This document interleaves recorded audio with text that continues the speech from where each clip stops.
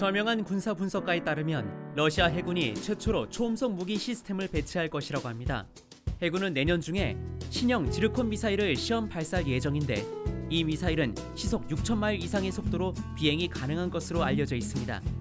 지르콘은 단 몇 분 안에 미 항공모함을 포함한 해상의 적군이나 육지에 있는 표적을 향해 낙뢰를 발사하는 데에 사용 가능합니다. 초음속 무기는 마하 5와 14일을 이동 가능한데요. 지르콘은 마하 8, 즉 시속 6,138마일로 날아간다고 알려져 있습니다. 지르콘은 초음속 가연 램제트를 줄인 스트램제트를 추진할 때 사용할 가능성이 있다고 합니다.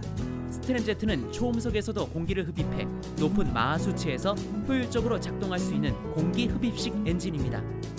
스트램제트들은 그들의 본체가 초음속으로 움직여야 제대로 작동하기 때문에 지르콘은 로켓 부스터를 사용해 잠수함을 빠져나가 스트램제트가 낼 수 있는 최고 속도로 가속합니다. 러시아 소식통에 따르면 지르콘의 최대 고도는 10만에서 13만 피트라고 합니다. 최대 고도에 도달한 지르콘은 급강하 비행으로 목표물을 향해 똑바로 날아갈 수 있죠. 시속 6,000마일 이상의 속도를 자랑하는 지르콘은 1분 안에 100마일 이상으로 갈 수 있습니다. 미국 순양함과 구축함에 탑재된 강력한 스파이-1 레이더는 192마일 밖의 탄두를 감지하여 2분 안에 미 항공모함을 공격해오는 지르콘 미사일을 탐지, 추적 및 격추할 수 있습니다. 반면 지르콘이 급강하하여 다른 순항 미사일처럼 낮게 날아갈 경우 해군은 이 미사일을 막을 방법은 없습니다.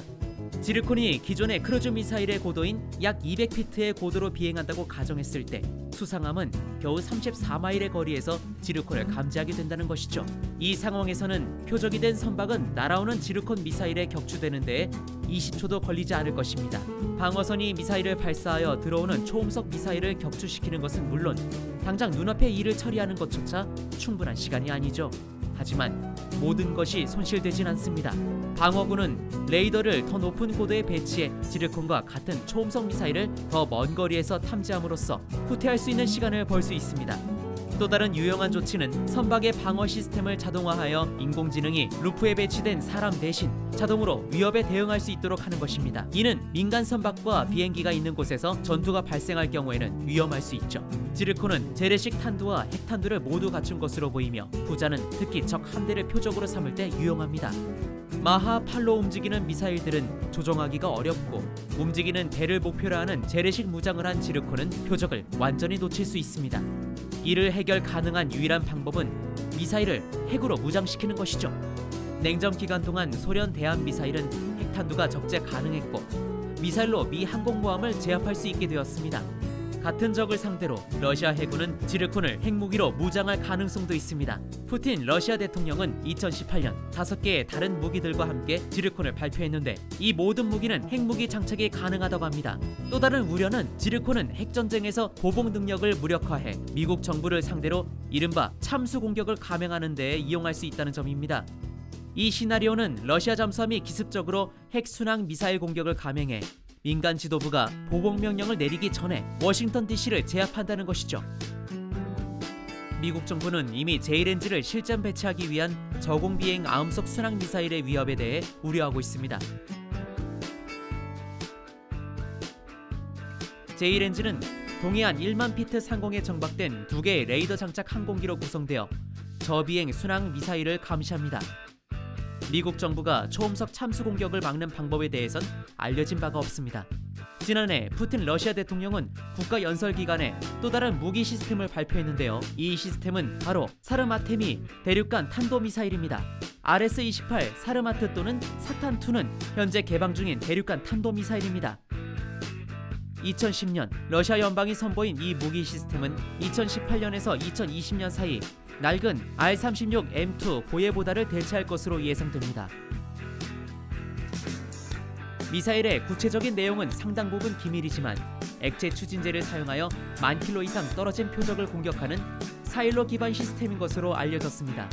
적재량에 관해서는 RS-28은 가까운 미래에 24대의 YU-74 초음속 글레이드를 탑재할 수 있는 가능성이 있다는 것과 10에서 16대의 MIRV를 어디로든 운반이 가능하다는 이야기가 돌고 있습니다. 러시아는 2018년 또 무엇을 발표했을까요? 자, 바로 아반가르트입니다. 아방가르트는 대륙간 미사일에 의해 운반되도록 설계된 초음속 활공 차량입니다. 일단 발사가 되면 대기권 상공을 날 수 있도록 설계되어 마하 20까지의 속도를 낼 수 있습니다. 음속의 20배에 이르죠. 핵 또는 재래식 적재물을 전달하는 데에 사용할 수 있습니다. 미국 내 미사일 방어 배치를 위한 국민적 지지를 이끌어내는 것에 목적을 둔 NGO, 미사일 방어를 옹호하는 연맹 MDAA에 따르면 기동성과 다기능성은 전략적으로 가치 있는 무기라고 합니다. 러시아 핵무기고를 거점으로 한 모스크바 기반인 NGO인 러시아 원자력 프로젝트 국장 파벨 파그비드는 아방가르트가 합리적으로 성공할 것으로 보이며 예상대로 내년에 배치될 것이라고 했습니다. 원활한 전환이 여기에서 이뤄집니다. 바로 KH-47M2 단검 초음속 미사일에서 말이죠.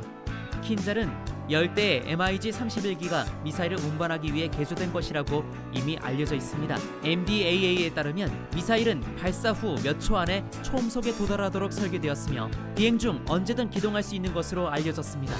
MDAA는 만약 이것이 사실이라면 그것은 어떠한 알려진 미국의 공중 또는 미사일 방어 시스템도 피할 수 있게 될 것이라고 했죠. 이것은 2000km 이상, 마하 10 이상의 속도를 낼 수 있다고 주장했습니다. 킨젤은 공중 발사 버전인 아이스칸터 단거리 탄도미사일과 유사합니다. 하지만 비슷한 외형에도 불구하고 이것은 완전히 다른 디자인이죠. KH-47M2 킨젤은 장거리 대치 무기입니다. 적의 방어를 억제하고 중요한 목표를 달성하는 것이 이것의 주요 역할입니다. 또한 항공모함, 순양함 및 구축함과 같은 공격적인 군함에도 투입이 가능합니다. 킨젤 미사일은 MiG-31K 장거리 멀티롤 전투기에 운반되어 발사됩니다. 그리고 새로운 Su-57 스틸 멀티롤 전투기에 의해 운반될 계획이라고 하네요. 또 무엇이 있을까요? 포세이돈 핵무기 원거리 어뢰. 포세이돈은 푸틴의 대표작이라고 할 수 있습니다. 2015년 처음으로 공개된 이 핵발전 수중 드론은 러시아의 차세대 핵무기 중 하나로 도시에 커다란 파괴를 가할 수 있는 다중 메가톤 탄두를 장착해 쓰나미 종말 어뢰라는 별명이 붙었습니다.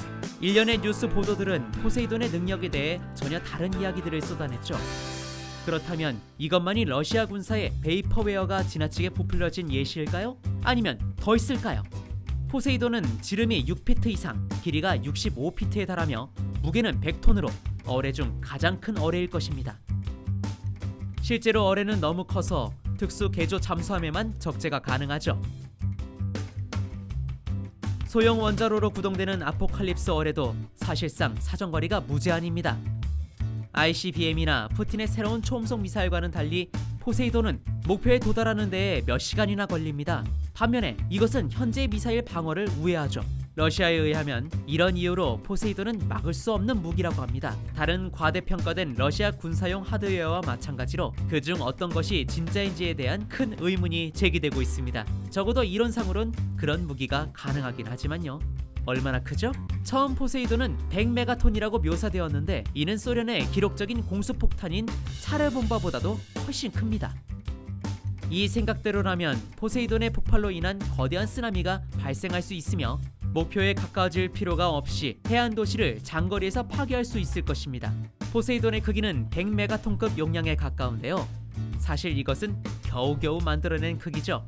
1950년대 소련은 다른 운반 수단이 없었기 때문에 T-15로 알려진 비슷하게 거대한 핵 어뢰를 차르본바급의 탄두를 운반할 계획이었습니다. 그러나 2018년 5월 러시아 군사소식통인 타스 통신에 따르면 포세이돈의 탄두가 실제로는 최대 2메가톤이 될 것이라고 말했습니다. 이것이 훨씬 더 현실적이지만 효과적으로 쓰나미를 만들기엔 충분하지 않죠. 만들기나 할 수 있을지 모르겠네요. 미국은 1950년대와 60년대 이 지역에서 연구를 진행했고 핵폭발이나 유성 충돌에 의해 해상에서 생성된 파도는 효율적인 무기가 아니라는 것을 알아냈습니다. 수석학자 WG 반 도르는 해양연구소의 폭발 발생 수파에 대한 마지막 보고서에서 대부분의 파도 에너지는 해안에 도달하기 전에 대륙붕을 깨는 과정에서 대부분의 파동 에너지가 소멸된다고 결론지었습니다. 먼 바다에서 거대한 파도가 부서지는 현상은 그 후 반도른 효과로 명명되었으며 첨단 컴퓨터 기술을 이용한 수중 연구로 입증되었습니다. 그 말은 곧 이 위협은 장거리 파도에 의한 것이 아닌 보다 고전적인 형태의 핵폭발로 인한 것일 가능성이 높죠. 포세이돈의 추정 속도 역시 알려지지 않은 부분입니다. 처음에 러시아는 최대 시속 115마일의 속도를 예상했지만 이는 미국 어뢰의 약 2배의 속도로 핵 추진에도 거의 신빙성이 없습니다. 나중에 타스 통신에 유출된 것에 의하면 속도에 대한 주장은 시속 86마일에서 81마일로 좀 더 믿을만해졌죠. 그래도 여전히 빠르네요. 러시아의 핵무기 순항 미사일이 냉전 무기의 기술과 함께 돌아왔습니다. 작동 여부는 별도의 문제지만요. 브레베스트니크는 대부분의 무기가 도달할 수 없는 미사일 방어 네트워크의 구멍을 이용하기 위해, 그리고 장시간 비행하며 미국의 방어를 회피하도록 설계되었습니다. 러시아는 지난 일주일 전까지만 해도 이 무기를 시험하지 않았습니다. 거의 1년 동안이죠. 외교관에 따르면 이 실험은 1월 29일 러시아의 주요 무기 시험장 중인 하나인 카푸스틴 야르에서 실시되었다고 합니다. 이 웹사이트는 무기 프로그램에 대해 알고 있는 미국 정부의 익명의 소식통을 인용한 것입니다. 이 미사일은 미국 정보계의 KY-30, 즉 SSC-X9 스카이폴로 알려져 있습니다. 2017년 11월 북극의 노바야 젬리아 섬의 판코버 시험장에서 실시한 어느 정도 성공한 스카이폴의 테스트 결과로 바렌츠해에서 잔해물과 핵물질이 발견되기도 했습니다. 외교관 소식통들은 최근의 시험을 부분적 성공이라고 묘사했습니다. 이 기술의 역사는 꽤 깁니다. 1960년대 초 미국은 유사한 핵 추진 미사일 개발을 시도했습니다. 플루토 프로젝트로 알려진 이 프로그램은 슈퍼소닉 저고도 미사일이라는 무기 시스템을 목표로 나아가고 있죠. SLAM은 낮은 고도에서 마하 3.5로 비행하여 적 목표물 위로 탑재된 H폭탄을 떨어뜨리도록 설계되었습니다. 하지만 플루토 프로젝트는 대륙간 탄도미사일 ICBM의 출현, 그리고 방사능 유출 없이는 실질적으로 시험할 방법이 없다는 이유로 없어졌습니다. 현재는 브레베스트니크와 비슷한 것들은 찾아볼 수도 없죠. 13번의 시험 비행과 2번의 부분적 성공을 거둔 비행을 봐서 이 핵추진 순항 미사일은 개발 기간이 길어질 것으로 보입니다. 앞으로 운항을 할지 안 할지도 불투명하고, 심지어 미래의 무기 통제 협정에서 협상 대상이 될 수도 있습니다. 어떤 경우든 우리는 가까운 미래에 스카이폴에 대해 더 많이 듣게 될 것은 분명합니다. 즐겁게 보셨길 바래요. 더 많은 비디오를 보시려면 구독 부탁드려요.